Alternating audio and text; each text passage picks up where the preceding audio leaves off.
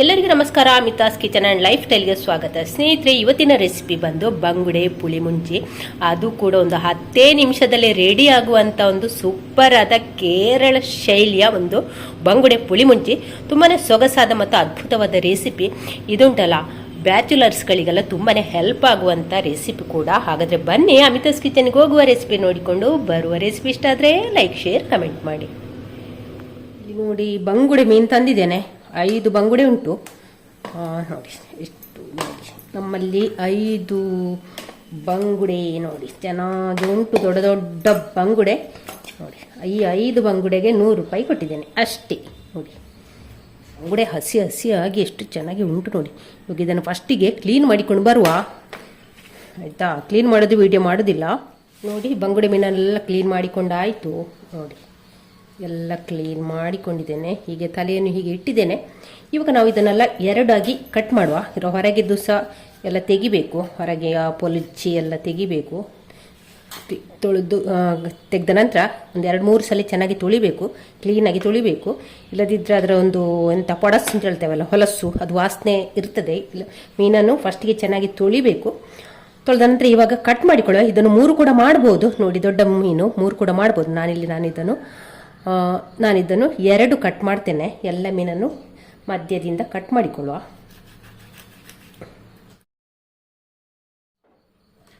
ಇವಾಗಿಲ್ಲಿ ಕಾಚಿ ಪುಳಿ ತಗೊಂಡಿದ್ದೇನೆ. ಕಾಚಿ ಪುಳಿದು ರಸ ಕೊಡಗಲೆಲ್ಲ ಸಿಗ್ತದೆ. ಇದು ನೋಡಿ, ಒಂದು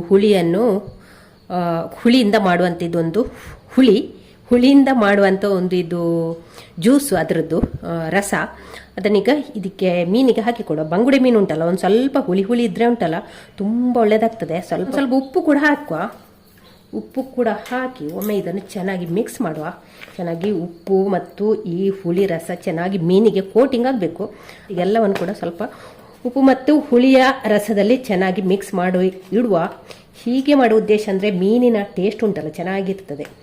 ಸಾರು ಇರಲಿ, ಫ್ರೈ ಮಾಡೋದಾಗಲಿ, ಅಥವಾ ಮಸಾಲ ಮಾಡೋದಿರಲಿ, ಅಥವಾ ಬಾಳೆಲೆಯಲ್ಲಿ ಮಾಡ್ತೇವಲ್ಲ, ಯಾವುದೇ ಒಂದು ರೆಸಿಪಿ ಮಾಡುವಾಗ ಫಸ್ಟಿಗೆ ನಾವು ಸ್ವಲ್ಪ ಹೀಗೆ ಮಾಡಿ ಇಟ್ಟರೆ ಉಂಟಲ್ಲ, ಮೀನಿನ ಟೇಸ್ಟ್ ಅಂತೂ ಸಿಕ್ಕಾಪಟ್ಟೆ ಚೆನ್ನಾಗಿರ್ತದೆ ನೋಡಿ. ಹೀಗಿಟ್ಟು ಸ್ವಲ್ಪ ಒಂದು ಮಸಾಲೆ ರುಬ್ಬೋ ತನಕ ಹೀಗೆ ಇರಲಿ, ಮತ್ತೆ ಮಸಾಲೆಗೆ ಸೇರಿಸಿಕೊಂಡ್ರೆ ಆಯಿತು. ಈಗ ಮೀನನ್ನು ಹುಳಿ, ಉಪ್ಪು, ಅರಶಿನ ಎಲ್ಲ ಹಾಕಿ ಕಲಸಿ ಇಟ್ಕೊಂಡಿದ್ದೇನೆ. ಇನ್ನಿದನ್ನು ನಾವು ಮಸಾಲೆಗೆ ಹಾಕಿಕೊಳ್ಬೇಕು. ಇಲ್ಲಿ ಮಸಾಲೆಯ ಕೆಲವೊಂದು ಸಾಮಗ್ರಿಯನ್ನೆಲ್ಲ ಕಟ್ ಮಾಡಿ ಇಟ್ಕೊಂಡಿದ್ದೇನೆ. ಇದನ್ನು ಇನ್ನು ನಾವು ಇವಾಗ ಇಲ್ಲೊಂದು ಮಣ್ಣಿನ ಮಡಿಕೆಯನ್ನು ಸ್ಟವ್ ಮೇಲೆ ಇಟ್ಟಿದ್ದೇನೆ. ಅದಕ್ಕೆ ಈಗ 2 ಟೀ ಸ್ಪೂನ್ ಅಷ್ಟು ಕೊಬ್ಬರಿ ಎಣ್ಣೆಯನ್ನು ಹಾಕಿಕೊಡುವ. ಕೊಬ್ಬರಿ ಎಣ್ಣೆ ಹಾಕಿದ್ರೆ ಉಂಟಲ್ಲ, ಮೀನು ಪುಳಿ ಮುಂಚೆಲ್ಲ ತುಂಬ ಒಳ್ಳೆಯದಾಗ್ತದೆ. ಇವಾಗ ಇಲ್ಲಿ ಬಿಸಿಯಾದ ಎಣ್ಣೆಗೆ ಸಾಸಿವೆಯನ್ನು ಹಾಕ್ತಾ ಇದ್ದೇನೆ. ಸಾಸಿವೆ ಚಟಪಟ ಅಂತ ಹೇಳಬೇಕು. ಸಾಸಿವೆ ನೋಡಿ ಚಟಪಟ ಅಂತ ಹೇಳ್ತಾ ಉಂಟು. ಇವಾಗ ಇದಕ್ಕೆ ಒಂದು ಒಣಮೆಣಸನ್ನು ಕಟ್ ಮಾಡಿ ಹಾಕಿಕೊಳ್ಳುವ. ಚಿಕ್ಕದಾಗಿ ಕಟ್ ಮಾಡಿ ಇಟ್ಟುಕೊಂಡಂಥ ಒಂದು 8 ಎಚ್ಚಳು ಬೆಳ್ಳುಳ್ಳಿಯನ್ನು ಹಾಕ್ತಾ ಇದ್ದೇನೆ. ಹೀಗೆ ಚಿಕ್ಕದಾಗಿ ಕಟ್ ಮಾಡಿ ಇಟ್ಕೊಳ್ಳಿ. ಅದಕ್ಕೆ ಈಗ 1 ಇಂಚಿನಷ್ಟು ಶುಂಠಿಯನ್ನು ಹೀಗೆ ಚಿಕ್ಕದಾಗಿ ಕಟ್ ಮಾಡಿ ಇಟ್ಕೊಂಡಿದ್ದೆ, ಅದನ್ನು ಕೂಡ ಹಾಕ್ತಾ ಇದ್ದೇನೆ. ಹಾಗೆ ಆಮೇಲೆ ಚೆನ್ನಾಗಿ ಫ್ರೈ ಮಾಡುವ. ಹಾಗೆ ಇಲ್ಲಿ ಕಟ್ ಮಾಡಿ ಇಟ್ಟುಕೊಂಡಂಥ ಈರುಳ್ಳಿ, ಚಿಕ್ಕದಾದ 2 ಈರುಳ್ಳಿಯನ್ನು ಹೀಗೆ ನೋಡಿ, ಹೀಗೆ ಚಿಕ್ಕದಾಗಿ ಕಟ್ ಮಾಡಿ ಇಟ್ಟುಕೊಂಡಿದ್ದೇನೆ. ಅದನ್ನು ಕೂಡ ಈ ಒಗ್ಗರಣೆಗೆ ಸೇರಿಸಿಕೊಳ್ಳುವ. ಈರುಳ್ಳಿಯನ್ನು ಚೆನ್ನಾಗಿ ಇದರಲ್ಲಿ ಎಣ್ಣೆಯಲ್ಲಿ ಫ್ರೈ ಮಾಡುವ. ಈಗ ನೋಡಿ, ಈರುಳ್ಳಿಯಲ್ಲಿ ಒಂದು ಟ್ರಾನ್ಸ್ಪರೆಂಟ್ ಆಯಿತು. ಅದಕ್ಕೆ ಈಗ ಕಟ್ ಮಾಡಿ ಇಟ್ಕೊಂಡಂಥ ಒಂದು ದೊಡ್ಡ ಸೈಜಿನ ಟೊಮೆಟೊವನ್ನು ಕೂಡ ಹಾಕ್ತಿದ್ದೇನೆ. ಟೊಮೆಟೊವನ್ನು ಕೂಡ ತುಂಬ ಸಪೂರ ತೆಳ್ಳಗೆ ಕಟ್ ಮಾಡಿ ಇಟ್ಕೊಂಡಿದ್ದೆ. ಅದನ್ನು ಕೂಡ ಹಾಕಿ ಒಮ್ಮೆ ಚೆನ್ನಾಗಿ ಫ್ರೈ ಮಾಡುವ. ಟೊಮೆಟೊ ಈರುಳ್ಳಿ ಎಲ್ಲ ಇಲ್ಲಿ ಚೆನ್ನಾಗಿ ಮೆತ್ತಗಾಗಬೇಕು, ಪೇಸ್ಟ್ ರೀತಿ ಆಗಬೇಕು. ಇವಾಗಲ್ಲಿ ಒಂದು ಸ್ವಲ್ಪ ಉಪ್ಪನ್ನು ಹಾಕ್ತಿದ್ದೇನೆ. ಒಂದು ಅರ್ಧ ಟೀ ಸ್ಪೂನಷ್ಟು ಕಲ್ಲುಪ್ಪನ್ನು ಹಾಕಿದೆ. ಉಪ್ಪು ಹಾಕಿದರೆ ಉಂಟಲ್ಲ, ಟೊಮೆಟೊ ಈರುಳ್ಳಿ ಎಲ್ಲ ಬೇಗ ಮೆತ್ತಗಾಗ್ತದೆ. ಇಲ್ಲಿ ಟೊಮೆಟೊ ಮತ್ತು ಈರುಳ್ಳಿನೆಲ್ಲ ಹೀಗೆ ಸ್ಪ್ರೆಡ್ ಮಾಡಿ ಇಡುವ. ನಂತರ ಇದನ್ನು ಮುಚ್ಚಳ ಮುಚ್ಚಿ ಬೇಯಿಸಿಕೊಳ್ಳುವ. ಮುಚ್ಚಳ ಮುಚ್ಚಿದ್ರೆ ಉಂಟಲ್ಲ ಬೇಗ ಬೇಯ್ತದೆ. ಇವಾಗ ನೋಡುವ, ಮುಚ್ಚಳ ತೆಗೆಯುವ.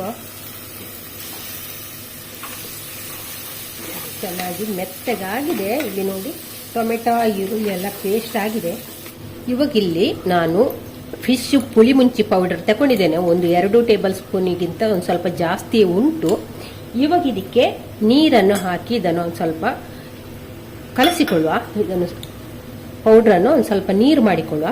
ನೀವು ಬೇಕಾದರೆ ಉಂಟಲ್ಲ, ಹುಣಸೆ ಹುಳಿಯನ್ನು ನೀರಿಗೆ ಹಾಕಿ ಅದರ ರಸ ತೆಗೆದು ಅದರ ರಸಕ್ಕೆ ಈ ಪುಳಿಮುಂಚಿ ಪೌಡ್ರನ್ನು ಮಿಕ್ಸ್ ಮಾಡಿಕೊಳ್ಬೋದು, ಹೀಗೆ ಕಲಸಿಕೊಳ್ಬೋದು. ನಾನಿಲ್ಲಿ ಹುಳಿ ಹಾಕೋದು, ಹಾಗಾಗಿ ನಾನಿಲ್ಲಿ ನೀರಿಗೆ ಇದನ್ನು ಹಾಕಿ ಕಲಿಸ್ತಿದ್ದೇನೆ. ನೀವಾದರೆ ಹುಣಸೆ ಹುಳಿ ರಸಕ್ಕೆ ಹಾಕಿ ಚೆನ್ನಾಗಿ ಹೀಗೆ ಕಲಸಿಕೊಂಡ್ರೆ ಆಯಿತು. ನೀರು ಮಾಡಿಕೊಳ್ಳ ನೋಡಿ. ಇವಾಗ ಇದನ್ನು ನಾವು ಈಗ ಮಾಡಿಟ್ಟಂಥ ಒಗ್ಗರಣೆಗೆ ಇದನ್ನು ಹಾಕಿಕೊಳ್ಳುವ. ಇವಾಗ ಒಗ್ಗರಣೆಯಲ್ಲಿ ಈ ಮಸಾಲೆಯನ್ನು ಒಂದು ಸ್ವಲ್ಪ ಚೆನ್ನಾಗಿ ಫ್ರೈ ಮಾಡುವ. ಸೈಡೆಲ್ಲ ಎಣ್ಣೆ ಬಿಟ್ಟುಕೊಳ್ಳುವ ರೀತಿಯಲ್ಲಿ ಇದನ್ನು ಫ್ರೈ ಮಾಡಿದರೆ ಆಯಿತು. ಚೆನ್ನಾಗಿ ಸ್ಮ್ಯಾಶ್ ಮಾಡಿಕೊಳ್ಳುವ. ಈ ಟೊಮೆಟೊ ಈರುಳ್ಳಿ ಎಲ್ಲ ಚೆನ್ನಾಗಿದ್ದಲ್ಲಿ ಸ್ಮ್ಯಾಶ್ ಆಗಬೇಕು. ಹಾಗೆ ಅಂದರೆ ಇದು ಕೇರಳ ಸ್ಟೈಲಲ್ಲಿ ಮಾಡೋದು. ಕೇರಳದಲ್ಲಿ ಎಲ್ಲ ಹೆಚ್ಚಿನವರೆಲ್ಲ ರುಬ್ಬಿ ಹಾಕಿ ಮಾಡೋದು ಕಡಿಮೆ. ಅವರು ಏನಿದ್ರೆ ಸಹ ಪೌಡ್ರನ್ನು ಉಪಯೋಗಿಸಿಕೊಂಡೇ ಹೆಚ್ಚಿನ ರೆಸಿಪಿಗಳನ್ನೆಲ್ಲ ಮಾಡ್ತಾರೆ. ಅವರು ದೋಸೆ ಮಾಡೋದಿದ್ರೆ ಸಹ ಅಷ್ಟೇ ಅಕ್ಕಿ ಹಿಟ್ಟನ್ನು ಉಪಯೋಗಿಸಿಕೊಂಡೇ ಹೆಚ್ಚಿನವರು ದೋಸೆ ಮಾಡ್ತಾರೆ. ಆದರೆ ನಮ್ಮ ಈ ಕಡೆ ದಕ್ಷಿಣ ಕನ್ನಡದಲ್ಲಿ ಆದರೆ ಎಲ್ಲವನ್ನು ಕೂಡ ನಾವು ರುಬ್ಬಿ ಹಾಕಿಯೇ ಮಾಡುವಂಥದ್ದಲ್ವಾ. ಪುಳಿಮುಂಚಿ ಇರ್ಬೋದು, ಪುಳಿಮುಂಚಿಗೆಲ್ಲ ಮೆಣಸನ್ನು ರುಬ್ಬಿ ಹಾಕಿಯೇ ಮಾಡುವಂಥದ್ದು. ಅಂದರೆ ಮೆಣಸು ರುಬ್ಬಿ ಹಾಕಿ ಮಾಡಿದರೆ ಉಂಟಲ್ಲ ತುಂಬ ಒದಗ್ತದೆ. ಟೇಸ್ಟ್ ಪರವಾಗಿಲ್ಲ, ಅಂದರೆ ಅಷ್ಟು ಜಾಸ್ತಿ ಒದಗುದಿಲ್ಲ. ನೋಡಿ ಚೆನ್ನಾಗಿ ಕುದೀತಾ ಉಂಟು. ಸೈಡಿಂದೆಲ್ಲ ಎಣ್ಣೆ ಬಿಟ್ಟುಕೊಂಡು ಬರಲಿ, ಅಷ್ಟರ ತನಕ ನಾವು ಇದನ್ನು ಫ್ರೈ ಮಾಡುವ. ಇದುಂಟಲ್ಲ ಬ್ಯಾಚುಲರ್ಸ್ಗಳಿಗೆಲ್ಲ ಒಂದು ಹೇಳಿ ಮಾಡಿಸಿದ ಒಂದು ರೆಸಿಪಿ ಅಂತ ಹೇಳ್ಬೋದು. ಬಂಗುಡೆ ಮೀನು ತಿನ್ನಬೇಕು, ಎಂತ ಮಾಡೋದು, ರುಬ್ಲಿಕ್ಕಾಗೋದಿಲ್ಲ ಅಲ್ಲ ಅಂತ ಹೇಳುವವರು ಪೌಡ್ರು, ಪುಳಿಮುಂಚಿ ಪೌಡ್ರು ತಗೊಂಡು ಬಂದು, ರೆಡಿಮೇಡ್ ಪೌಡ್ರು ತಗೊಂಡು ಬಂದು ಈ ರೀತಿ ಒಂದು ಸಲ ಮಾಡಿ ನೋಡಿ, ತುಂಬಾ ಸಖತ್ತಾಗಿರ್ತದೆ. ನೋಡಿ ಸೈಡಿಂದೆಲ್ಲ ಎಣ್ಣೆ ಬಿಟ್ಟುಕೊಂಡು ಬರ್ತಾ ಉಂಟು. ಇವಾಗ ನಾವು ಇದಕ್ಕೆ ನೀರನ್ನು ಸೇರಿಸಿಕೊಳ್ಳ. ತುಂಬ ತೆಳ್ಳಗೆ ಮಾಡಲಿಕ್ಕಿಲ್ಲ, ಒಂದು ಸ್ವಲ್ಪ ದಪ್ಪವೇ ಬೇಕಿದು. ಇಲ್ಲಿ ಒಂದು ಸ್ವಲ್ಪ 1/4 ಟೀ ಸ್ಪೂನ್ ಅಷ್ಟು ಅರಶಿನವನ್ನು ಹಾಕ್ತಾ ಇದ್ದೇನೆ. ಒಂದು 1/4 ಟೀ ಸ್ಪೂನ್ ಅಷ್ಟು ಮೀನನ್ನು ಕಲಸಿಡುವಾಗ ಹಾಕಿದ್ದೇವೆ. ಹಾಗೆ ರುಚಿಗಾಗಿ ಒಂದು ಸ್ವಲ್ಪ ಉಪ್ಪನ್ನು ಹಾಕ್ತಿದ್ದೇನೆ. ಮೀನಿಗೆ ಕೂಡ ಉಪ್ಪು ಹಾಕಿ ಕಲಸಿಟ್ಟಿದ್ದೇವಲ್ಲ, ಇದೊಮ್ಮೆ ಚೆನ್ನಾಗಿ ಕುದಿ ಬರಲಿ. ಇಲ್ಲಿ ಕಾಚಿ ಪುಳಿ ರಸವನ್ನು ಹಾಕ್ತಿದ್ದೇನೆ, ಒಂದು ಅರ್ಧ ಟೀ ಸ್ಪೂನ್ ಅಷ್ಟು. ಈಗ ಮೀನನ್ನು ಕಲಸುವಾಗ ಕೂಡ ಕಾಚಿ ಪುಳಿ ಹಾಕಿ ಕಲಸಿದ್ದು, ಕಾಚಿ ಪುಳಿ ರಸ ಹಾಕಿ ಕಲಸಿದ್ದು. ಇಲ್ಲಿ ಸಾರಿಗೆ ಕೂಡ ಕಾಚಿ ಪುಳಿ ರಸ ಹಾಕ್ತೇನೆ. ನಿಮ್ಮ ಹತ್ರ ಕಾಚಿ ಪುಳಿ ರಸ ಇಲ್ಲ ಇದ್ರೆ ಹುಣಸೆ ಹುಳಿ ರಸ ಹಾಕಿ, ಇಲ್ಲ ಹುಳಿ ಕೂಡ ಆಗ್ತದೆ, ಯಾವುದು ಕೂಡ ಆಗ್ತದೆ. ನೋಡಿ ಹಾಕಿ ಚೆನ್ನಾಗಿ ಇದು ಕುದಿ ಬರಲಿಕ್ಕೆ ಮೀನನ್ನು ಹಾಕಿಕೊಳ್ಳುವ.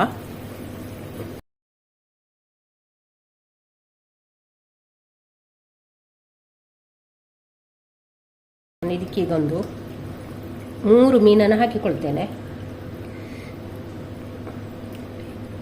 3 ಮೀನನ್ನು ಹಾಕಿಕೊಂಡೆ. ಹಾಕಿ ಚೆನ್ನಾಗಿ ಮಿಕ್ಸ್ ಮಾಡುವ. ಮುಚ್ಚಳ ಮುಚ್ಚಿ ಬೇಯಿಸಿಕೊಳ್ಳ. ಬೆಂಕಿಯನ್ನು ಹದವಾಗಿ ಇಟ್ಟರೆ ಆಯಿತು, ಮೀಡಿಯಂ ಫ್ಲೇಮಲ್ಲಿ ಇಟ್ಟರೆ ಆಯಿತು. ನಿಧಾನವಾಗಿ ಇದನ್ನು ಬೇಯಿಸಿಕೊಂಡ್ರೆ ಆಯಿತು. ಮುಚ್ಚಳ ತೆಗಿತಿದ್ದೇನೆ. ಮೀನನ್ನೆಲ್ಲ ಅಡಿ ಮೇಲೆ ಮಾಡಿಕೊಳ್ಳುವ. ತುಂಬ ರಸ ಇದ್ರೆ ಉಂಟಲ್ಲ, ಅದನ್ನು ಮಡಿಕೆಯನ್ನು ತಿರುಗಿಸಿಕೊಂಡು ಅಡಿ ಮೇಲೂ ಆಗ್ತದೆ. ಇದೊಂದು ಸ್ವಲ್ಪ ರಸ ಕಡಿಮೆ ಅಲ್ಲ, ಫುಲ್ಲು ಮುಳುಗುವಷ್ಟಿಲ್ಲ ಅಲ್ಲ. ಹಾಗಾಗಿ ಒಮ್ಮೆ ಎಲ್ಲವನ್ನು ಕೂಡ ಇದನ್ನೊಮ್ಮೆ ಮಗುಚಿ ಹಾಕಿ ಬೇಯಿಸಿಕೊಳ್ಳುವ. 2 ಕಡೆ ಕೂಡ ಚೆನ್ನಾಗಿ ಬೇಯಬೇಕು. ಹಾಗೆ ಹದವಾಗಿ ಬೆಂಕಿಯಲ್ಲಿ ಇಟ್ಕೊಂಡೇ ಬೇಯಿಸಬೇಕು. ಜಾಸ್ತಿ ಬೆಂಕಿ ಇಟ್ಟು ಬೇಯಿಸೋದಲ್ಲ, ಯಾಕೆಂದರೆ ಹದವಾಗಿ ಬೇಯಿಸ್ಕೊಂಡ್ರೆ ಉಂಟಲ್ಲ ಇದರ ಉಪ್ಪು, ಹುಳಿ, ಖಾರ, ಮಸಾಲೆ ಎಲ್ಲ ಎಳೆದು ಉಂಟಲ್ಲ, ಮೀನಿನ ಟೇಸ್ಟ್ ಕೂಡ ಚೆನ್ನಾಗಿರ್ತದೆ, ಸೂಪರ್ ಆಗಿರ್ತದೆ. ಹೀಗೆ ನಿಧಾನಕ್ಕೆ ಬೇಯಿಸ್ಕೊಳ್ಳ. ನೋಡಿ ಮೀನು ಹೇಗೆ ಬಂದಿದೆ ನೋಡಿ, ಕಲರ್ ನೋಡುವಾಗಲೇ ನಿಮಗೆ ಅಂದಾಜಾಗ್ಬೋದು ರೆಸಿಪಿ ಎಷ್ಟು ಚೆನ್ನಾಗಿ ಬಂದಿದೆ ಅಂತ. ಹಾಗೆ ಇನ್ನೊಂದು ಸಲ ಮುಚ್ಚಳ ಮುಚ್ಚಿ ಬೇಯಿಸ್ತಾ ಇದ್ದೇನೆ. ನೋಡಿ ನಮ್ಮ ಮೀನು ಸಾರು ರೆಡಿ ಆಯಿತು. ನೋಡಿ ಚೆನ್ನಾಗಿ ಬಂದಿದೆ, ರೆಡಿ ಆಯಿತು. ಟೇಸ್ಟ್ ನೋಡಿಕೊಳ್ಳಿ, ಉಪ್ಪು ಹುಳಿ ಖಾರ ಎಲ್ಲ ನೋಡಿಕೊಳ್ಳಿ. ಹಾಗೆ ಬೇಕಾದವರು ಈ ಹಂತಕ್ಕೆ ಬೇವು ಸೊಪ್ಪನ್ನು ಹಾಕಿಕೊಳ್ಬೋದು. ನನಗೆ ಮೀನಿನ ಪದಾರ್ಥಕ್ಕೆ ಬೇವು ಸೊಪ್ಪಿನ ಫ್ಲೇವರ್ ಇಷ್ಟ ಆಗೋದಿಲ್ಲ, ಹಾಗೆ ನಾನು ಹಾಕೋದಿಲ್ಲ. ಹಾಗೆ ಕೊತ್ತಂಬರಿ ಸೊಪ್ಪನ್ನು ಕೂಡ ಹಾಕಿಕೊಳ್ಬೋದು. ಕೊತ್ತಂಬರಿ ಸೊಪ್ಪು ಅಂದರೆ ನಾವಿದು ರೆಡಿಮೇಡ್ ಪೌಡ್ರ್ ಹಾಕಿದಲ್ಲ, ಅದಕ್ಕೆ ಕೊತ್ತಂಬರಿ ಸೊಪ್ಪು ಹಾಕ್ಬೋದು. ಹಾಕಿದರೆ ಅದರದ್ದೊಂದು ಟೇಸ್ಟ್ ಬೇರೆ ಇರ್ತದೆ. ಕೊತ್ತಂಬರಿ ಸೊಪ್ಪು ಹಾಕದಿದ್ರೆ ಸಹ ಒಂದು ಟೇಸ್ಟ್ ಬೇರೆ, ಪರಿಮಳ ಬೇರೆ ಇರ್ತದೆ. ನೋಡಿ ಇವಾಗೆಲ್ಲ ರೆಡಿ ಆಯಿತು. ಇವಾಗ ಇದಕ್ಕೆ ಕಟ್ ಮಾಡಿದಂಥ ಒಂದು 2 ಕಾಯಿ ಮೆಣಸನ್ನು ಕೊನೆಗೆ ಹಾಕುವ. ಹಾಕಿ ಇವಾಗ ನಮ್ಮ ಮೀನು ಸಾರು ರೆಡಿ ಆಯಿತು. ಮುಚ್ಚಿಡುವ, ಸ್ಟವ್ ಆಫ್ ಮಾಡ್ತಾ. ಸ್ನೇಹಿತರೆ ರೆಸಿಪಿ ಇಷ್ಟ ಆಯಿತಾ? ಹಾಗಾದರೆ ಒಂದು ಲೈಕ್ ಮಾಡಿ, ಶೇರ್ ಮಾಡಿ. ಚಾನಲ್ಗೆ ಹೊಸಬ್ರಿದ್ರೆ ಪ್ಲೀಸ್ ಸಬ್ಸ್ಕ್ರೈಬ್ ಮಾಡಿಕೊಂಡು ಚಾನಲನ್ನು ನೋಡಿ. ನಾಳೆ ನಾವು ವ್ಲಾಗ್ ಅಥವಾ ರೆಸಿಪಿಯೊಂದಿಗೆ ಸಿಗೋಣ. ಅಲ್ಲಿವರೆಗೆ take care, bye bye. Thank you ಸ್ನೇಹಿತರೆ.